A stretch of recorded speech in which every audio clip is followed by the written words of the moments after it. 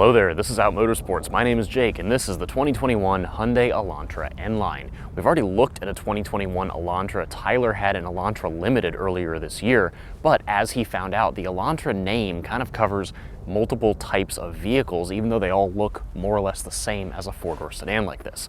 So let's talk about what this 2021 Elantra N-Line is, talk about what makes it different from other Elantras and where it fits in the lineup, and then we'll get behind the wheel and see how it is to drive and if it's any good for enthusiasts like ourselves. And before we get too far into this, please take a second, subscribe to the channel right here on YouTube if you haven't already. Now, on to the Elantra N-Line.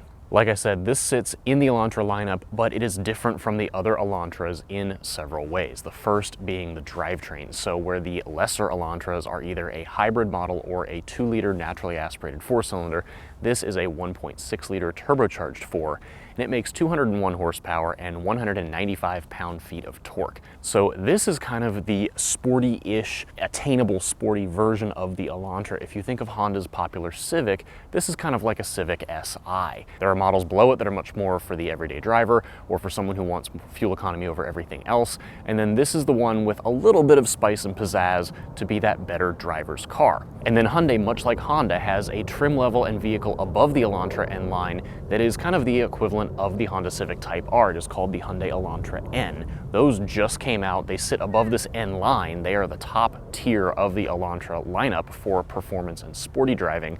But this N-Line is a little bit more attainable and affordable at the cost of course, that ultimate performance out of a car like this. So like I said, 1.6-liter turbo 4, 201 horsepower, 195 pound-feet coming from this engine up here. It goes to the front wheels only with an open differential, and you get your choice of 2 transmissions. Hyundai is still listening to enthusiasts. They offer a standard 6-speed manual transmission, or you have a 2-pedal option. It is a 7-speed dual-clutch automatic. It is not a torque converter automatic. The DCT adds about $1,000 to the price of this car. And other than the engine and transmission with the Elantra N-Line, Hyundai did make some changes to the vehicle underneath that make it a little more sporty or a little better to drive, a little more performance oriented. First up is the brake rotors. They are 1 inch bigger. They're not huge, but this is not the biggest car in the world either. It is a 12-inch brake rotor versus an 11-inch rotor on the non-N-Line Elantras. So a little bit upsized here on the front. Also changed the suspension tuning, so that's the damper tuning, the actual shock absorbers, how they respond to compression and rebound. They changed the spring rates by about 26% in the front and something like 70% stiffer in the rear. So spring rates are up quite a bit to make the car stiffer and handle a little bit better. And then they also changed the anti-roll bar rates. Some people call those sway bars. They changed the stiffness of the anti-roll bars, sway bars. So all of that should help the car handle a little bit better. Also contributing to the handling, at least on the manual transmission cars, is a set of Goodyear Eagle F1 summer tires. Ironically, if you get the DCT, you get a Hankook all-season tire. The biggest news for this Elantra N-Line over some of the other Elantra models is that this one ditches that twist beam solid rear axle setup and gives you independent rear suspension. So it should handle better overall, it should be a little more compliant, it should deal with uneven surfaces and changing road conditions, much like you would get on back roads, much better with a little bit more agility than a twist beam setup. So that is the 2021 Elantra N-Line. Like I said, the full-on Elantra N is coming later. Those just hit their first launch drives. We should have one here at some point in the new year. But let's get behind the wheel of this 2021 Elantra N-Line and see how it is to drive on back roads as an enthusiast vehicle. All right, so let's talk about driving this 2021 Hyundai Elantra N-Line. First of all, you'll notice I'm coming to you from a different camera point of view. Some people were hoping to see controls and out the windshield, so hopefully this works for you. In any case, with the Elantra N-Line, like I mentioned, the closest competitor to this car, the one that'll be probably the most cross-shopped, is the Honda Civic Si. It's kind of the attainable performance sedan of sorts, and with this Hyundai, I think they definitely have a solid competitor here, and there are some things I like about it, there's some things I don't, especially compared to the outgoing Civic Si, which I did drive last year. I've driven the new Civic, the EX or Touring or something. I've not driven the new Si yet, but regardless, I think this Elantra has some really good visibility going on compared to the outgoing Civic and Civic Si. Those felt a little more bathtubby. Where they feel pretty similar is in their manual transmissions and the clutch and shifter feel. This is not a super engaging transmission to me. It's okay, but I wish there was a little more feel in the shifter, a little more weight in the shifter. The clutch is light. It's okay for the sake of driving in traffic and back on these back roads, but the whole thing just doesn't really get me that excited. I'm not that engaged with the car, and Hyundai does offer the DCT here. That might be a better option in some cases. The other thing with this car is that when you do want to upshift, it's got some pretty serious rev hang. So if you listen to this, I didn't hold on to the throttle there. I let off the throttle, and it still just wants to hold those revs. It makes it really tough to be smooth, especially around town. It doesn't rev hang quite as bad around town because you're not revving it out as much, but it is still pretty tough. Now around town, like I said, the clutch is nice and light. Everything is nice and light. I don't think this car is over damped. The suspension is stiffer than a regular Elantra, but it feels pretty good. You've of course got the independent rear suspension compared to twist beam solid axle on some of the other Elantra models, but it feels nice around town. It's definitely a stiffer ride, but it's not, rattle your fillings out sort of ride. I have driven some other cars that are much stiffer in a bad way, and this is stiff, but composed everywhere, which I appreciate. And you'll see here again as I accelerate, rev hang. It's just hard to be smooth. And then my hand is kind of being jerked around a little bit. That's the effect of that open differential here. So you don't have a limited slip diff like you get in the Veloster N. Hyundai is saving that for the full-on Elantra N. So it's kind of fun to have the wheel jerked around a little bit. You've got the 201 horsepower. It's plenty of power for this car. The car doesn't weigh that much. It's right under 3,000 pounds. Your power to weight ratio is about 14.5 pounds to 1 for how many pounds each horsepower has to pull around. So as far as the suspension and how everything feels, it's not too stiff in the city, but it's also pretty composed here. It's very confidence inspiring, and the steering is pretty good. It weights up nicely as you go off center.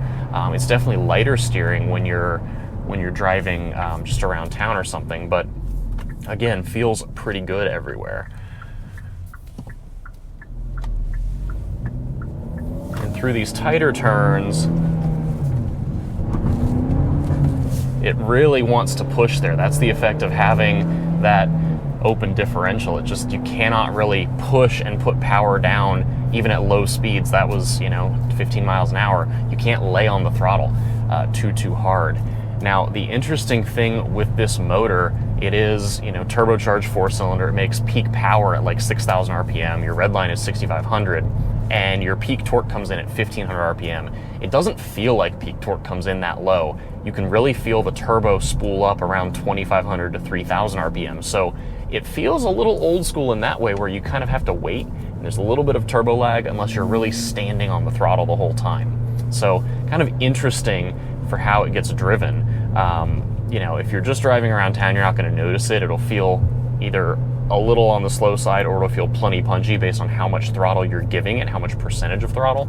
But otherwise, there's definitely a little bit of hesitation, even though the turbo is working and building power earlier. It just doesn't necessarily feel like it. And now while we're cruising behind the Saturn view, let's talk about some interior things here. Like I mentioned, the belt line is nice and low.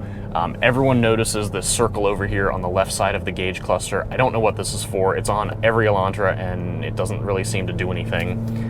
This gauge cluster is real dials. They're analog dials compared to some of the higher trim Elantras that have that full digital screen. And then you do have the 8-inch version of Hyundai's infotainment system here, which is wireless CarPlay, wireless Android Auto. It actually works pretty well. Some people complain that it's not the bigger screen. They offer, I think, a 10-inch here, but it's fine. It works.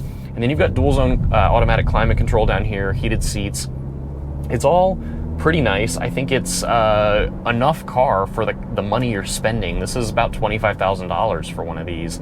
You've got the sunroof, obviously, that my camera is stuck to. And then your back seat is totally fine for people for, short trips or whatever. It's comfortable enough. These seats are kind of a cloth material with a faux leather sort of side bolster thing going on. Bolsters are not adjustable. There's no pull-out knee or thigh support here. You do get power lumbar support, which is a nice touch. I'm gonna go ahead and turn around because there's only so much fun you can have behind a Saturn, at least a Saturn like that. So we'll go back this way.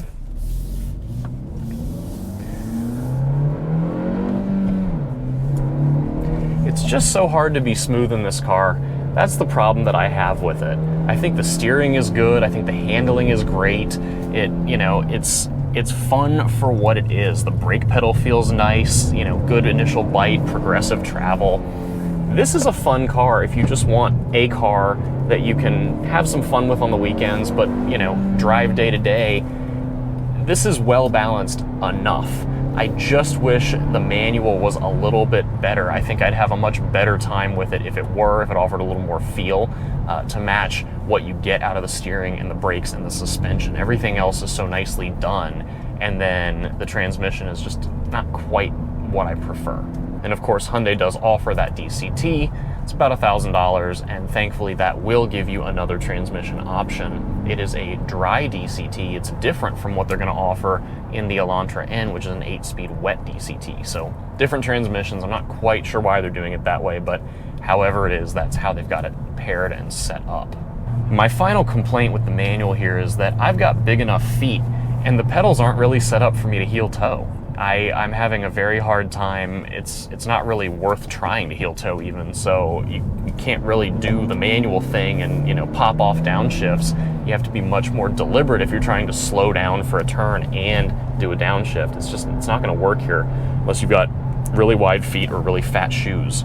The car that this kind of reminds me of is the Ford Fiesta ST, which, hear me out before you go and say I'm right or wrong. The Fiesta ST was imperfect. It was definitely flawed in many ways, but it was also a little bit ridiculous and a whole lot of fun. And I think that's what I'm getting out of this. The shifter in both this and the Fiesta ST, not perfect. The torque steer in both cars happens. The Fiesta was a little more cracked out, if you will, but this is kind of similar in attitude to the Fiesta ST, at least to me. It's absolutely imperfect, and that's kind of the appeal of it.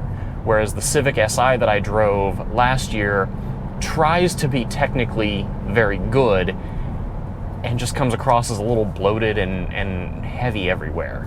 I know the new Civic is going to be much different and should be a lot better. I really liked the newer Civic that I drove, the 2022, but compared to the outgoing Si, this is by far the car to pick. Compared to the new Si, I think it'll be a much hotter competition between the two vehicles. But this is very light on its feet. It's nice and nimble. It feels like you've got a good command of the road here. There's a lot to like about it. I just wish the transmission gave me a little more feel and was a little easier to deal with when you're really romping on it. All right, that is it for this review of the 2021 Hyundai Elantra N-Line. Thank you so much for coming along. As always, please be sure to subscribe right here on YouTube. Turn on that notification bell so you don't miss a single thing coming up next. And if you'd like to connect with us on other forms of social media, we can be found on Facebook, Twitter, and Instagram at Out Motorsports. If you'd like to connect with other LGBT automotive enthusiasts and motorsports competitors, we would love to have you. We have a whole community at outmotorsports.com, and we would love to have you join us over there. Until next time, please stay safe, be well. We'll see you again soon.